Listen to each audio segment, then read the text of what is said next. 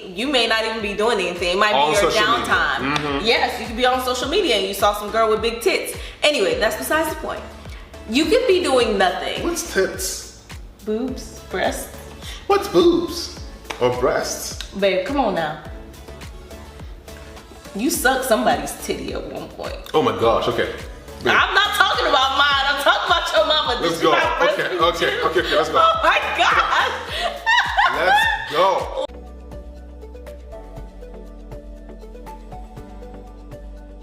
Hi there, my name is Elizabeth. Hey, my name's Ugo. And welcome to another episode of Youthful Vibes, where we bring fun and enlightenment to the journey of youth. Today we are bringing you Masturbation Part 2. That's right. Well, we did Part 1, which we're going to link up there. We got some really good feedback and just people who have watched it and they thought it was real, thought it was practical. So we wanted to carry on from where we stopped with Part 1, which was really centered around whether or not masturbation is a sin, and just helping put some knowledge and shed some light on the subject in general. So today, we're gonna be talking about how to control the urge to masturbate. Yes, so we're gonna help you with this really hard subject. I mean, help you overcome this hard subject. I mean, this is hard, and that is not, it's not at all coming right. Okay, we are talking about 4 things. 4 things to help you control your masturbation urges. I mean, not saying that you have masturbation urges or anything. You know what you do in the secrecy of your own room or whatever. But anyway, let's get into it. Yes. Okay. Well, not into it. I mean, not. Oh my God. I'm sorry. Okay, I'm done. Okay, 4 things to help control masturbation urges. We're just gonna get right to the nitty gritty of it all. Okay. Yes. Okay. You done? I feel like that was. Okay. You good? Yeah. Good. All right. Number 1. Number 1. Talk to somebody. Yes. So masturbation and every other struggle of this nature looms and thrives in secrecy. It's one of the biggest tricks and biggest lies that the devil tells us is that feeling that you're the only person in the world who's going through it. But there are people out there who will not judge you. There are people out there who will not, other Christians. And by the way, that's the assumption that we're making here is that the people who we're talking to are Christians. So there are other Christians who are practical and who will not judge you, who actually might be going through the same struggle themselves.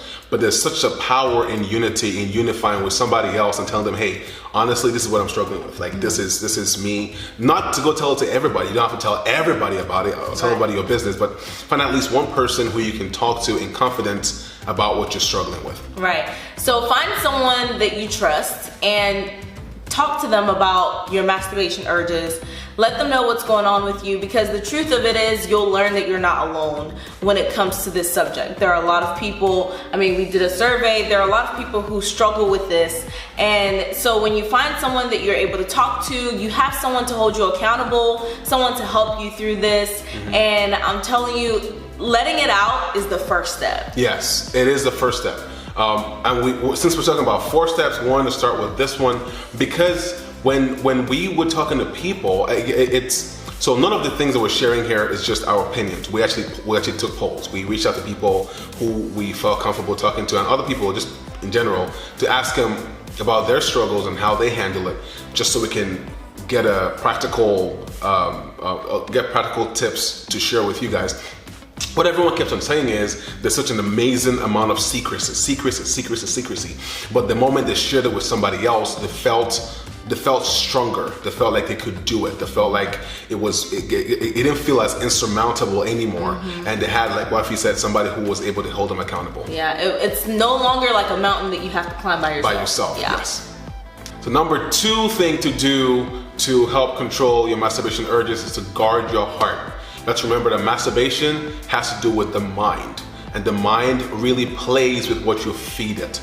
A lot of people have different triggers. Some people, it's the music they listen to. Actually, when we're surveying people, I never knew that was a thing, but there's some people who music puts them in the mood. Some people, because it has you gyrating. Shoot, some people, music's got me gyrating too. I'll be like, ooh, baby. But the trick though is, you have to watch what you do with yourself during the day, because at night, when you don't have as many distractions and you're in your solemn space, your mind replays those things. So if you know that you're feeling, some type of way, it's not the time for you to binge watch romantic and erotic movies. Just because even though you might not feel it during the day, at night, come back at you. Yeah, definitely talking about the things that you feed your mind. For me, I know like I can't watch, well, I mean not now, but before I couldn't watch romance movies. Because she been watching romance movies now. So when she said I can't watch, I was waiting for her to land. It's gonna be like, you lying about stuff. She be watching romance movies. Okay. Or even novels. Like you have to be careful what type of novels you read, because the job of an author is to paint a picture. Yeah. And y'all, we have a very like figurative imagination. So like it will take what that author is writing and you will paint a whole picture and it'll be like a whole movie in your head. So you really have to be careful what you let in. Yeah. And there's a scripture. It's in Proverbs 4:23. It says, above all else, guard your heart, for everything you do flows from it. And guarding your heart really is watching what you let in. So porn, erotic movies, music that's really sexually explicit and suggestive. Just watch all those things, because again, it's what you feed your mind that it replays to you, especially in the secrecy of your room or wherever you are at night. Which brings us to the third point. Wait, I'm not done. Stop. I wasn't done. Remember that when you give God your heart, again, guard your heart. When you give God your heart, He will help change your habits. The three thing to do is distractions. It's important for you to figure out what your triggers are. And I know that we've talked about music and we've talked about videos and novels and things like that. Sometimes these triggers can just be you having downtime, like you being bored and not having anything to do. You can be sitting at your desk or laying on your bed. Take yourself away from those situations once you've learned that, oh my goodness, when I have downtime. Physically remove yourself. Yeah. When I have downtime, like that's when I end up masturbating. So don't allow yourself to have downtime, or don't allow yourself to, if you're on campus in a dorm room, don't allow yourself to spend too much time in your room by yourself. Find out what those triggers are and remove yourself from that situation. And also find something else to do. Find something else Find something else that is productive to do with your time. Yeah, so people say take cold showers and all that stuff. I find that if you just take a cold shower and come back, it doesn't really help out much. I mean, or you can get in the shower and you can still but what really helps, and this is something that feedback that we got a lot, is distraction. To just get yourself to do something else, because your mind can only hold one thought at a time. So if you're thinking about masturbation or you think about something that's erotic, physically change what you're doing. Change your physical state. Go do something else. If you're studying and your mind is, kind of falling into this state of just a slow state, and starts thinking about something, just move, get up, go somewhere else. Go call a friend. Yes. Just do something different from what you're doing at a time when the thoughts start coming up. Now, it's a bit difficult because most of the time it's a pleasurable thought. So you don't, practically speaking, you don't want to do it. Yeah, that's what I was about to say. Like it takes a lot of willpower for you to say, I'm going to remove myself from this situation. So what works for me, what works for us, what works for other people is kill the monster when it's a baby. So don't wait till the feeling is developed and now you're struggling with the monster. Kill it when it's a baby. When the initial thought comes, relocate yourself. Go do something else. Go distract yourself. This is the biggest commonality that we found with everyone that we talk to. They always say what? Distract yourself in some way. Yes. And then the fourth point, y'all, is pray. Yes. This is honestly really the first point, but we wanted to provide you guys with some practical advice first. But back to the nitty-gritty of it all, the first and main and most important point, prayer is key. So while you're doing everything else, while you're talking to somebody, while you're watching, while you're guarding your heart and watching what you're letting into your heart, while you're also trying to find ways to distract yourself, the foundation is prayer. You gotta pray. You gotta pray and keep on praying. And what are you praying for? You're not praying against the feeling, because it's a natural feeling. You're praying for, human. Yeah, we're human, okay? It's actually, in the right setting, the sexual urge is good. When you're married. It's really good. Yeah, oops, my bad. All right, so in the good setting, in the right setting, but self-control sometimes is difficult.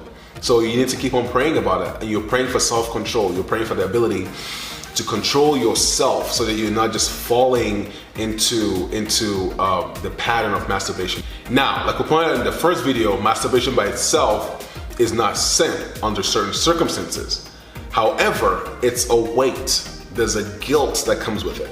And I believe it's in Hebrews. In the book of Hebrews chapter 12 verse 1, it says, "Wherefore, seeing we also are compassed about with so great a cloud of witnesses, let us lay aside every weight and the sin which doth so easily beset us, and let us run with patience the race that is set before us." Notice it said weight and sin. So even though masturbation under certain circumstances might not be sin, it's still a weight. There's still guilt that comes with it. So prayer will help you cultivate the self-control that you need to overcome it, to control it, and to make sure that you're not falling into a pattern of masturbation.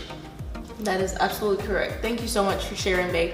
And also, before we ended this video, hubby and I were talking about how important it is to let you guys know that you're not in this alone. So we've got a few things that when we talk to individuals, they wanted to share with us, and we also want to share with you to remind you that you can do this, and to remind you that sometimes you're gonna fall, but the most important thing is to get back up and continue to work on yourself. One person said that they found good Christian friends who didn't shy away from the topic, and it made it easier for them to share their struggles with this individual, and they also noted that they still fall at times. Another person said that having the freedom and open conversation helped them to open up about their own struggles and work through it. Another person said that it caused them to have a guilt that made them feel bad, but rather than pushing them to do better, it kept pushing them back and back into masturbation because the guilt just weighed on them so much, and they ended up being desensitized from it. And so once they no longer had the secrecy of, oh my goodness, I masturbate, it took away from that desensitization, and they began to work on themselves. Okay, so, and there's two more. One person talked about them being able to call their friends and just joke about how they're feeling, and probably if you've had a conversation with somebody before on a subject, it's easy for you to call them again and just pick up like, hey man, I need to talk to you like right now. They say, no, I'm busy. No, I need to talk to you like right now. And that's that accountability person. That's the accountability person, right? And we all need that person. I have my person, and we have people in our lives that play different roles for us, but the person who holds you accountable in this area should be someone who you can call and tell and be real and be like, hey, dude, man, we gotta talk about something. Like, you have to talk me out of this. All right, and then the other thing they said is that, another thing someone has said is that they either go to sleep or they just get up and go start doing something else, go start working on something else, go start utilizing their mind in a different way that's not, so that the mind is not in a latent state. Yeah. But what's really important is, who is a person that's fallen? A person that's fallen is someone who falls and stays on the ground. That's a person who has fallen. As long as you're getting back up, you have not fallen. Okay, you can trip up, but get back up. Trip up, get back up. It's a struggle, like we said in the first video. It's a battle between your flesh and your spirit, and whichever one gives up first has literally handed the other one the victory. So what we're saying is, stay in the fight. Okay, keep on fighting and keep on dealing with it. Every time you stumble, have your friend who you pray with, have your friend who you talk to about it, and just remember that God loves you regardless. And it's a weight, but it's not a weight that is there to crush you and keep you down. Thank you so much for watching our video. We hope that you have found it informative and helpful. If you would like more videos like this, be sure to comment, share, and subscribe. Let us know what topic you'd like for us to cover, and have a fantastic day. Yes, take care of yourself. Wow. I was not talking about my breasts. Okay, let's go. Anyway, if you're looking at my breasts, back to my face. Back to what what I was saying. So you can be in your room and you could just be having some downtime, and all of a sudden you get that feeling, you get that urge.